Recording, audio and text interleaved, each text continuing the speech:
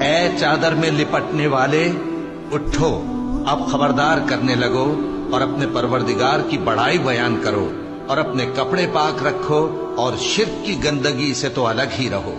اور اس نیت سے احسان نہ کرو کہ اس سے زیادہ کے خواہاں ہو، اور اپنے پروردگار کی خاطر صبر کرتے رہو، پھر جب سور پھونکا جائے گا تو وہ دن مشکل کا دن ہوگا، یعنی کافروں پر آسان نہ ہوگا۔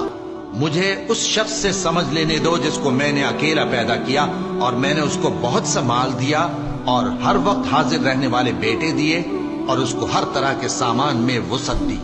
پھر بھی لالچ رکھتا ہے کہ میں اسے اور زیادہ دوں۔ ایسا ہرگز نہیں ہوگا، یہ ہماری آیتوں کا بڑا مخالف رہا ہے۔ میں اسے ایک بڑی چڑھائی چڑھاؤں گا، اس نے غور و فکر کیا اور ایک بات ٹھہرا لی، یہ مارا جائے، اس نے کیسی تجویز کی، پھر یہ مارا جائے